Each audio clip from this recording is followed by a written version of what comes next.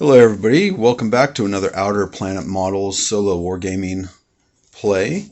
Today we're going to be doing Space Station Zero, which is by Snarling Badger Studios, which is made up of Adam Loper and Vincent Ventrilla. Adam is Uncle Atom from Tabletop Minions, and he does a great YouTube channel. I'll put a link below. Snarling Badger Studios is starting to come out with some of these smaller games. They did Rain in Hell, which is a skirmish arena fight kind of thing for demons. Space Station Zero is their second one, I believe. I don't think they put any others out. And then they've talked about, Uncle Adam has talked about that there's a third one coming out that'll seem interesting. So what this is, you are part of a spaceship crew. You've been wandering around in space, flying for however long you feel like. And eventually you come across a space station out there, Space Station Zero. And it is right here. Space Station Zero will accept you. Dock Zero is open. So everybody comes along, finds the space station. Eventually you're lost out in space. And goes to the main dock. Now, nobody really adventures beyond that main dock. But what will your crew do? Do you dare explore the depths and secrets of Space Station Zero? So that's kind of the whole synopsis of the game. You are exploring the space station. It is, in essence, kind of those old choose-your-own-adventure books where it was, okay, you read this part, you do something, and then you get to the bottom and it's like, okay, if you want to go left, read chapter 23. If you want to go right, read chapter 7 and stuff like that. So that's kind of how the game flows, the mission to mission to mission. I really like the artwork in the book. Here's kind of some guys, some creatures sitting at maybe they're on a spaceship and they're looking at some electrical thing here, some hologram. And here's this one I really like. This guy here looks like he's eating something. Maybe those are chopsticks. And they're just chilling out on the space station. So, in the way that the game goes is it's a D12 based, and you have your stats. So you'll have a life, a move, a combat, a reaction, and an intelligence. So, obviously life is your hit points. Move is how many inches you get to move in the game. Per action, you get 2 actions. First one's a move. I think it goes move and then any others. I don't think you can't like do shoot or anything like that. You can do a move and then an action, or an action and then a move, if I remember right. You have your combat, which this combat, reaction, intelligence, these numbers here represent how many dice you'll roll. So if you're doing an attack, whether it be melee or shooting, you will roll 4 12-sided dice. And any dice that come up as evens will be a success. So 2, 4, 6, 8, 10, 12. If ever you get 2 12s, it is a critical success, and it will double your total number of successes. If ever you get double 1s, it's a critical failure. Now, if ever you get both those, a double 2 and a double 1, the critical success outrules it. It overrides the critical failure, so you get the bonus of it. And you'll have modifiers that will change this. Like if you're shooting, if you have a melee weapon or a sidearm, whether you're doing ranged or shooting, ranged or melee, you'll get a +2. So you will have your base of 4, and then you'll have +2, so you'll roll 6 dice. Depending upon the member's type, so like a soldier gets to re-roll 2 dice if they fail, because they're used to training and stuff. To do your defense, you just roll your combat base score. So even if you're in melee combat and the person has a melee weapon and they're hitting you, they got +2. And you have a melee weapon, you do not get the +2 back. You just get your base combat. And as many successes you get will knock out as many successes as the attacker gets. And then the difference is how many wounds you take. And then you just track your life. So the cool thing about this, like most choose-your-own-adventure books, is that you can actually play it multiple times and it be different. Because on the very first one here, so you come into the docking bay access port, the first challenge, you read through, you do all this to find out what you're facing. Now, not all missions have this, but to find out on this one what you're facing, you roll a die. You roll 2. Twice right here. So like when I do the playthrough on this, I got collapsing floor, and Ancient Sentries. So those are the two. You will see other people will get different. Maybe you only get live wires and collapsing floor. So now instead of having to fight, you're having to reaction and stuff like that. Like collapsing floor, you have to make you do a D12 when a person moves. On a 9+, they fall through the floor. Now they don't die, they just fall through it and they become inactive for the rest of the game. But you can see here at the end, when you get done, on this particular one, you roll to see what challenge you go to next. There's others where it's, here are the conditions, or here are the things you had to accomplish. If you accomplish this one, go here. If you accomplish this one, go there. Or if you accomplish both, go to this other spot. So you can see how you can play through this multiple times and try different things, or come through with a different crew or whatever. And that's how it goes. So we will get started with this here. As always, if you have any game you would like me to check out, drop a message in the look at that, comments below. Let me know. And let me know what you think about this format of videoing. Again, this is my way to introduce you to my hobby and to make solo wargaming exciting for me too. So there we go. Let's get started. Hey there, everybody. One thing I forgot to do was actually introduce the crew here. So we are on the Satellite of Red Dwarf Love. We have, where's my finger? There we go. Mike Nelson. We have Tom Servo, Crow. We have Lister. This is Crichton without any skin on. And Ace Rimmer. So, let's see here. Lister is my commander. Mike and Tom Servo are scientists. Crow is a soldier.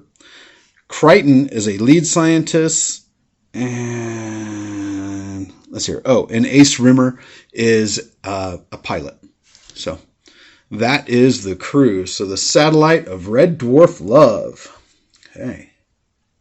All right, everybody, here we go. So this is our board setup. So this is the challenge one. And Space Station Zero is kind of a choose your own adventure. So you get done with the mission and you get some other choices to choose to go on different missions, and you get to pick one and kind of choose that adventure and see how it goes. So in the very first one here, you start exploring out. There are actually potentials of what the baddies are, the bad guys. And what I rolled up is that my floor is collapsing. So every time a guy moves, is it before or after? Each time a crew member moves. So after they move, I've got to roll a d12. On a 4+, the crew falls through the floor. And then the other one was Ancient Sentries, alien tech. So these guys here, I've got 6 robots. What's interesting is I actually had this one, and these are all from Curson, if I remember right. It doesn't really show up very well. He looks a lot like Crow. Figure out how to get this dude to show up. Come on.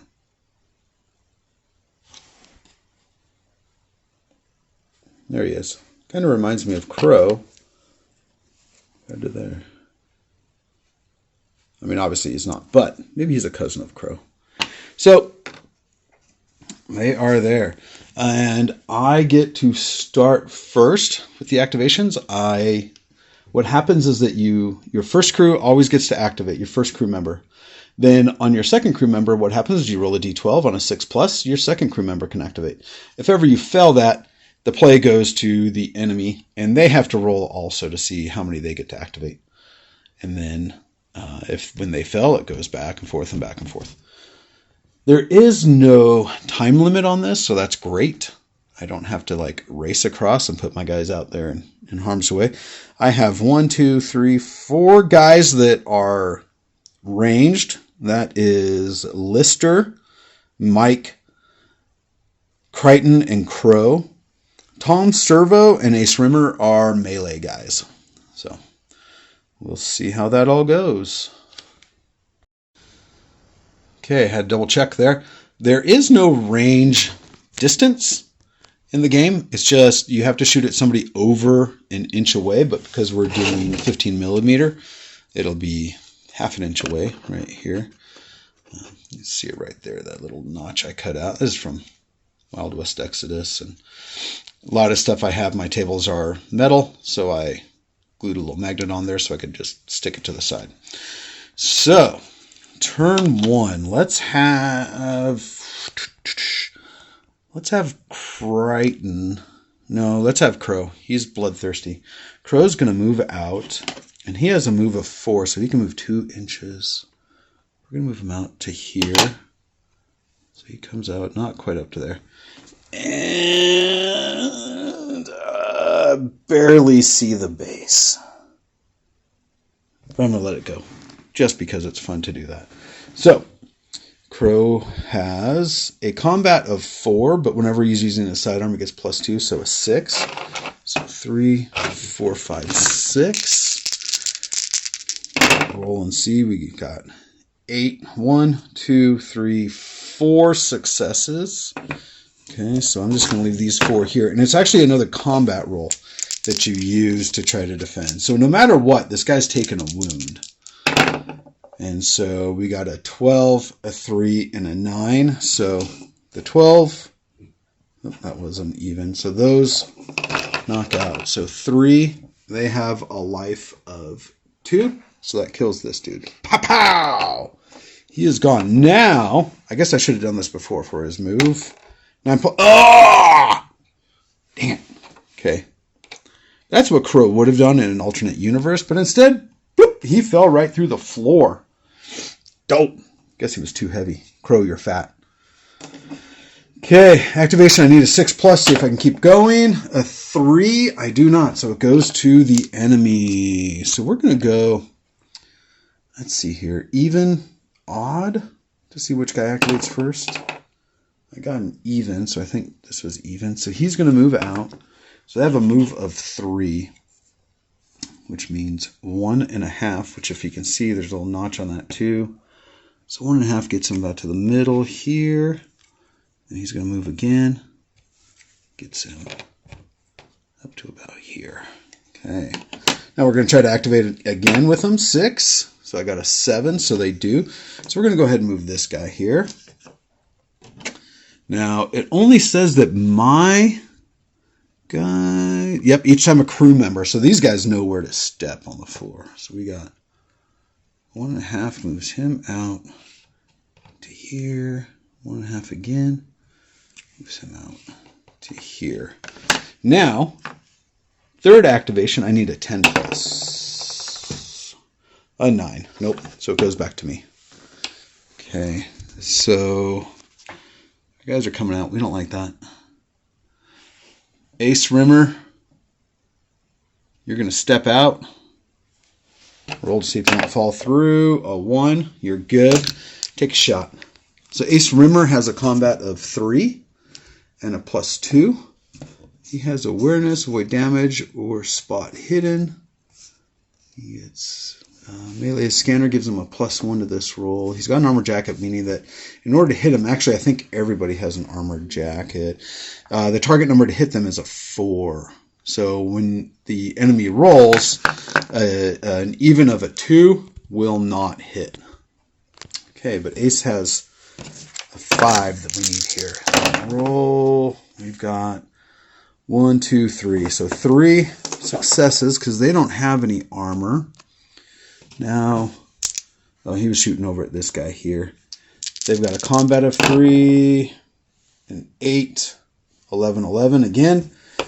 Saved one of them with the 8, but since they only have a life of 2, he's dead. Okay, let's try to activate again. At 12, I made it. Who do we want to have come up? Crichton has a sidearm. Okay, Crichton has a move of 4, so he's going to move 2 inches. So he's going to come up to here. He's going to actually come back out this way a bit, so he's got a shot on that dude. And he does not fall through the floor. Good. All right, had to do just a double check on something there. So yeah, so Crichton hit him and wiped him out, so he's gone.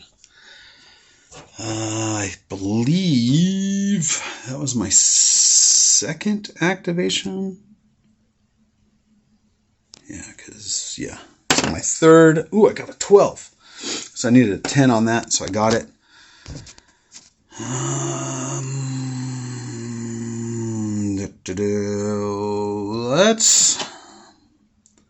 Let's run Lister up. So Lister has a move of 4 also.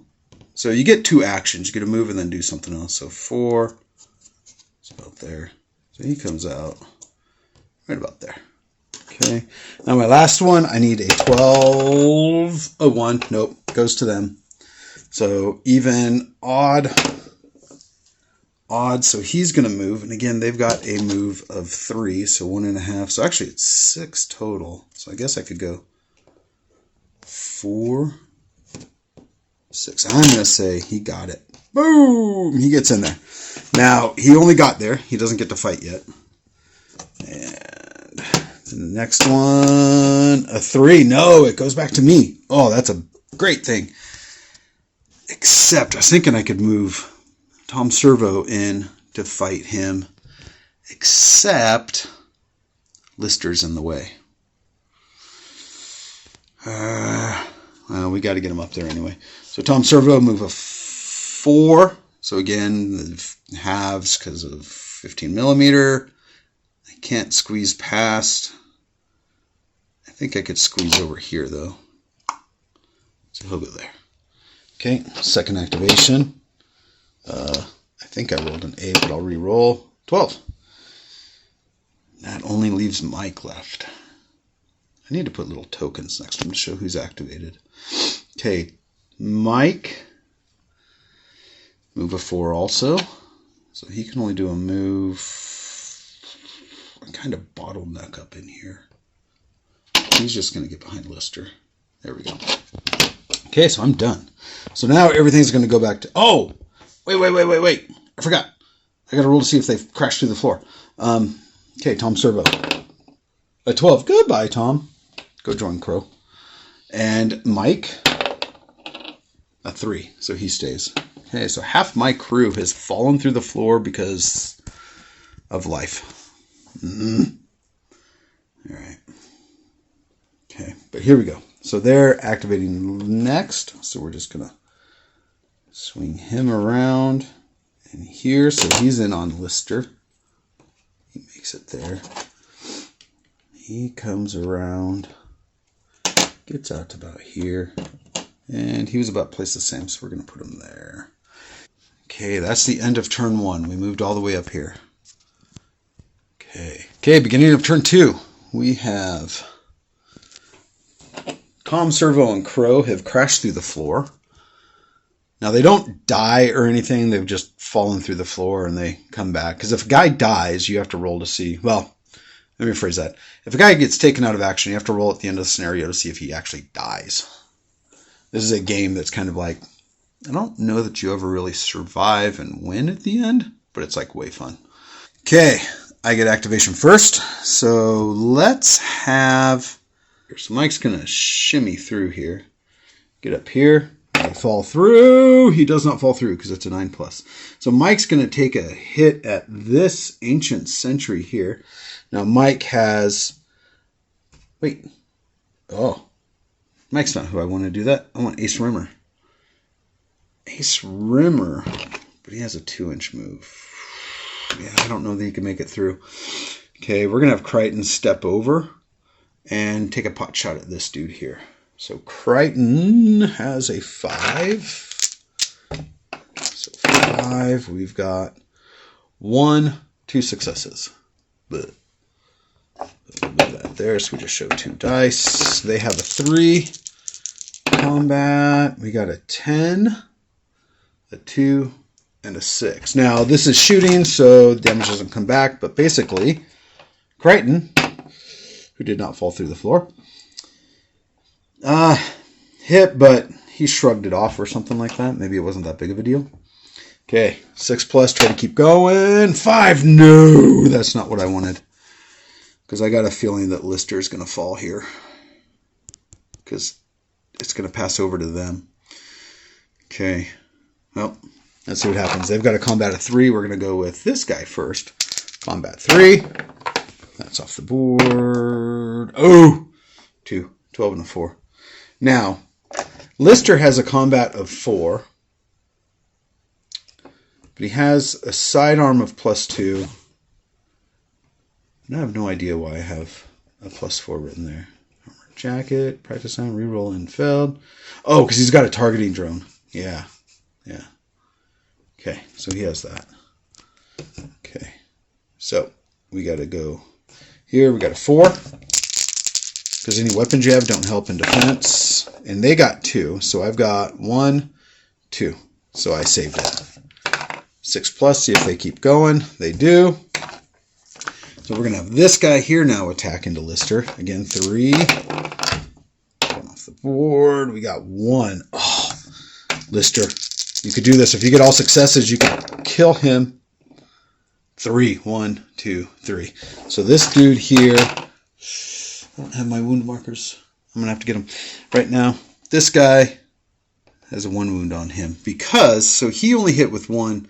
Lister hit with 3 back. No, he hit with 2. Lister saved with 3 or whatever. And he took 1. So he's got that. And I'm going to go get some wound markers. So here we go. All right. So, okay, so that guy's gone. Now, it's still their turn.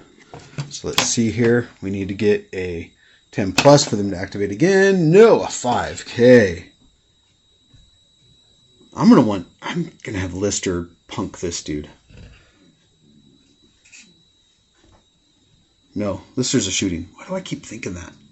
Rimmer comes up. He's got a move of 2. So I have to get within an inch. But half an inch is there. So 2, he gets it. So he actually gets right about here. And he's within range. Okay. Ace Rimmer has a 3+2 because he has a melee weapon which gives him a +2. Now one thing I've also forgot to do is that the target number for these ancient sentries to hit, they have a 4 because my guys all have an armor jacket of 4. So really any time that I've gotten on any of their hits, if I get a 2, it really shouldn't count. So that's my bad. So okay, so he's got a combat of 3 +2 because of his melee, so it's 5. And also, I really need to keep those dice sitting there so that, like that last combat over here, if I had left a die sitting showing that the Ancient Sentry only had 1 hit, it's easy to remember there. So here is Rimmer coming back, 11, 4, 10, and a 12. So I got 3 hits on him. So I'm going to leave those 3 there. Now, the Ancient Sentry... So all he can do max is tied because he's got a 3. So we got a 7, a 1, and a 3. None. So this Ancient Sentry here dies. Poof. Ah, but I keep forgetting.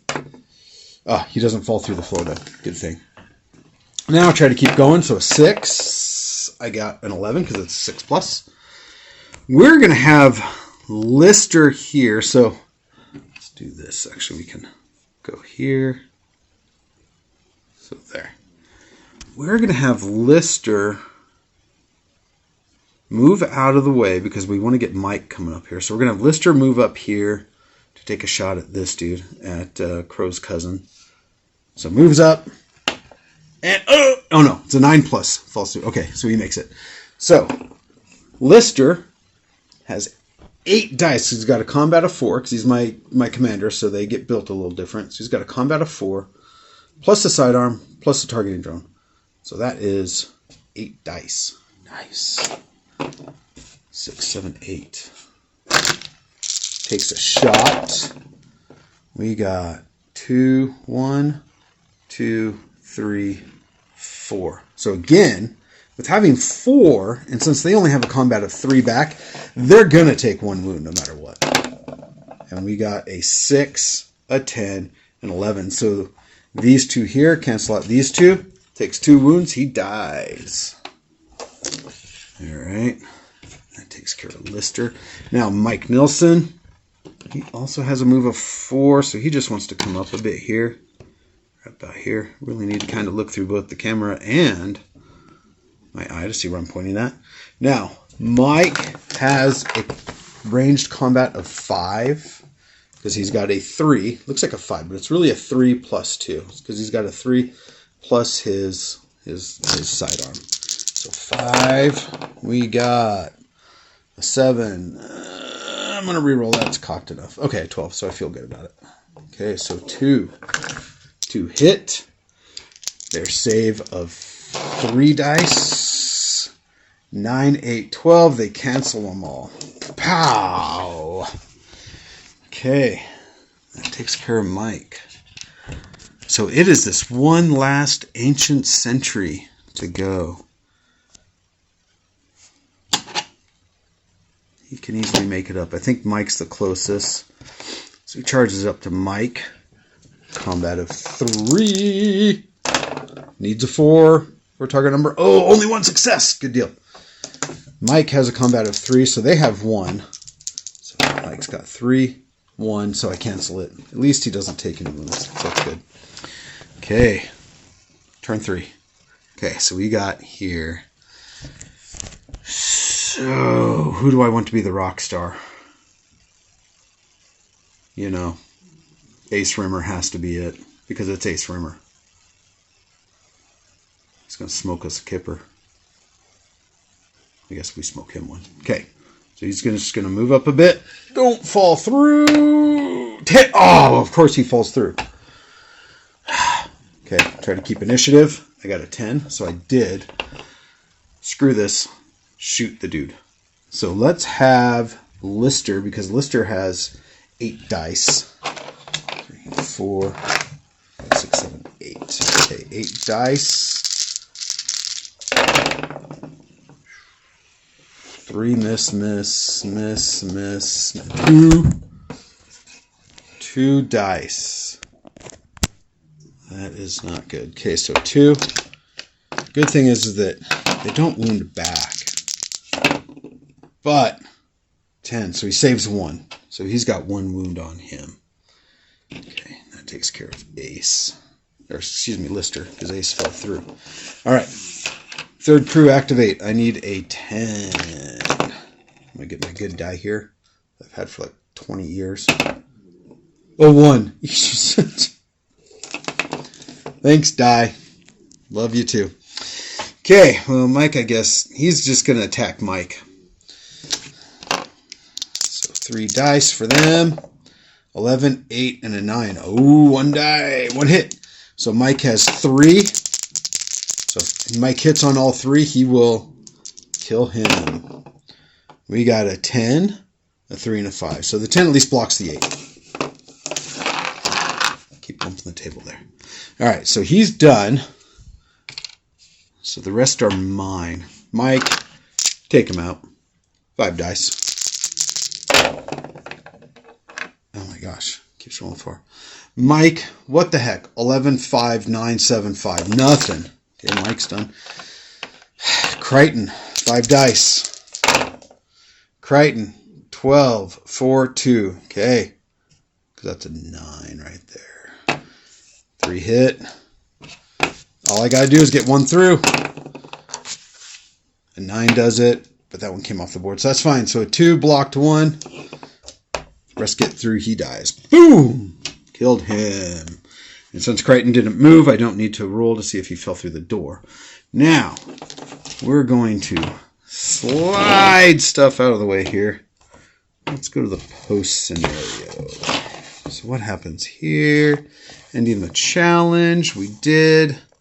We're going to roll. Let's see where we're supposed to go next. 4. So we got to go to challenge 3. So challenge 3 is a repair bay. Okay, your crew finds themselves in a mostly empty bay, although you spot ancient disused tools and perhaps engine parts scattered about. The largest feature of the room is a large alien engine that sits in the center, a forgotten repair project from a bygone age. As you move in to the room, shapes begin to appear in the dim emergency lighting, strange creatures crawling forward, distending jaws opening. Ooh, I don't know what it is, so we're going to see. It says here it's starving mutants are evenly divided. 4 starving mutants per crew. So you can play this with other people, and it becomes co-op. But since I'm only 1 crew, there's only going to be 4 starving mutants. I'm not going to read the rest. Hopefully we can make it through them. Okay, but post scenario. Creating your crew.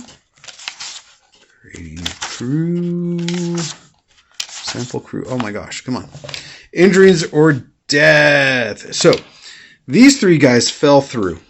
Okay, so they fell through there, through the floor. They did not get injured because that was what the scenario had for a rule. Now, so here we go. Group progress is through. We go through these steps. Step 1. Your first step after each challenge is to resolve the ultimate fate of your crew members that were put out of action. None were put out of action. They were removed from play. But yeah, they shouldn't have. Double checking here. Collapsing floor. If the test has failed, the crew members are out of action, removed from the play as they are caught in the crawl space of the floor. They do not need to roll in the injuries and death table after the challenge. They suffer no permanent penalties as they are simply trapped in the floor and can recover safely from the challenge ends. Okay, so I don't need to do any of that. All right, so here we go. So experience. So applying experience granted by the challenge in the challenge description. Challenge description, setup, obstacles, poison gas, live con, ancient. So I don't see any extra. Thanks, we're back here.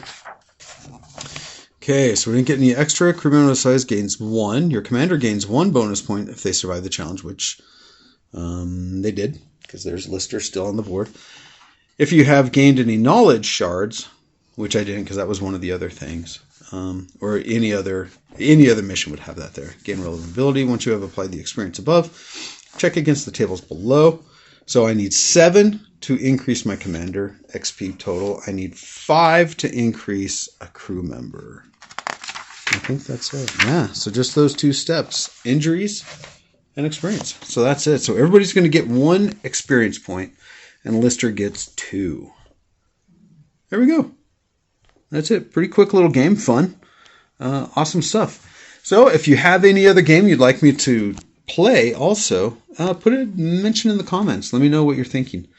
I don't know what liking a video does, but everybody's always like, hey, like my video. So if you like it, I guess like it. And if you found on my last video, you'll find a blooper reel at the end of this one. So, okay. And my daughter suggested I make a whole other video that's just bloopers because sometimes people don't like to watch at the end of a video. We'll see. All right. Okay, thanks. Bye. I realized I've made a mistake here. So I had a crew of 6. So 1, 2, 3. Oh, here. 1, 2, 3, 4, 5, 6. The problem is that your commander does not count as one of those crew. I don't think so. So I got to double check. So I might have 7 models on the board, not 6. The other thing is that for whatever reason, I was thinking that all models get 3 gear. They don't. I get 3 gear total for the team. So all these with these armored jackets, advanced tech kits, all that stuff, I don't have. So I'm going to have to redo this here. And I'm going to still leave the mission how it goes because I left out a lot of other stuff. Like Crichton, Tom, and Mike are all scientists. So they can increase 1 armor by 2. So all my guys would have still had a 4, but that's fine. Crow, he gets to re-roll 2 dice in combat. And so Ace, it doesn't matter. Put it there. But that would have, I don't think that would have changed anything. So we're going to go ahead and let the mission ride as it goes. But I just realized that and took a look at it and saw that there. So just wanted to make sure we added that there and figured that out. So let me know what crew member I should add. I might have to find a model for, well, I think I would. So there'd be Cat from Red Dwarf. We could do some of the other characters. Oh, Gypsy would be a fun one to do a character of from the Satellite of Love from MST3K. I could do the nanobots and just have a blank base. That'd be kind of funny. Or I could do another type of robot and say that they're the nanobots all assembled. That might be the easiest. Maybe that's how I can bring in Crow's cousin. They could be the nanobots. So Crow's always mad at him. But they could be the nanobots. That might be the case. We'll have to think about it. Okay, bye. Put it more like this. Oh, shoot. Light was falling. That's no good. Still falling. Hey everybody, welcome back to another